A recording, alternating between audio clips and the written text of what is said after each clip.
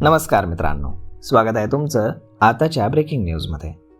मित्रांनो, लाडकी बहीण योजनेमध्ये सहभागी महिलांना ई-KYC करणं बंधनकारक करण्यात आले. त्यासाठी 31 डिसेंबरपर्यंतची मुदत असून अद्यापही अनेक महिलांचं ई-KYC होणं बाकी आहे. ज्यांचं ई-KYC पूर्ण झाले त्या बहिणी आता अनुदानाचे हप्ते मिळण्याच्या प्रतीक्षेमध्ये आहेत. डिसेंबरची अखेर आली तरी नोव्हेंबरचा हप्ता आलेला नाही, परंतु डिसेंबर अखेरीस नोव्हेंबरचा तसेच संक्रांताळी महापालिकेच्या निवडणुकीच्या मतदानापूर्वी डिसेंबर आणि जानेवारीचे हप्ते देण्याबाबत प्रयत्न सुरू असल्याचं खात्रीलायक अधिकाऱ्यांकडून सांगितलं जाते. त्यामुळे लाडक्या बहिणींच्या नजरा आता अनुदानाकडे लागलेल्या आहेत. जिल्ह्यामध्ये लाडकी बहीण योजनेच्या 8 लाख लाभार्थी आहेत, ज्यांच्यापैकी काहींच्या अनुदानाच्या विलंबामुळे समस्येला तोंड द्यावं लागते. तसेच KYC करता न आल्यानं लाखांवरती महिलांना अनुदानापासून मुकावं लागण्याचीही शक्यता आहे.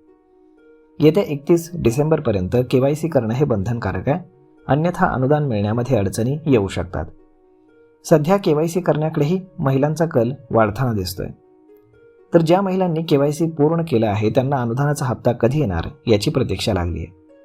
नोव्हेंबरचा हप्ता हा डिसेंबरच्या अखेरीस मिळतो, परंतु यावेळेस निवडणुका असल्यानं अद्यापपर्यंत तरी हप्ता जमा झालेला नाही. डिसेंबरच्या शेवटच्या आठवड्यामध्ये नोव्हेंबरचा हप्ता जमा होण्याची दाट शक्यता आहे.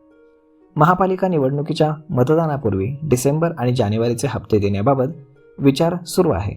त्यामुळे लाडक्या बहिणींचं लक्ष पुन्हा एकदा तिकडे लागलंय. तर लाडकी बहीण योजनेचा लाभ सुरू ठेवण्यासाठी जी ई-KYC बंधनकारक करण्यात आली आहे त्यासाठी 31 डिसेंबरपर्यंतची सरकारनं मुदत दिलेली आहे. मात्र सध्या सुरू असलेल्या निवडणुका आणि जिल्हा परिषदेच्या निवडणुकींमुळे ई-KYCला मुदतवाढ मिळण्याची शक्यता आता खात्रीलायक सूत्रांकडून देण्यात येते. लवकरच याची घोषणा देखील होण्याचीही शक्यता आहे. तर मग मित्रांनो, यावरती आपलं काय मत आहे हे तुम्ही आम्हाला कमेंट करून नक्कीच सांगा. आणि जर हा व्हिडिओ तुम्हाला आवडला असेल तर आपल्या जवळच्या मित्रमंडळींसोबत देखील हा व्हिडिओ तुम्ही शेअर करायला विसरू नका. धन्यवाद.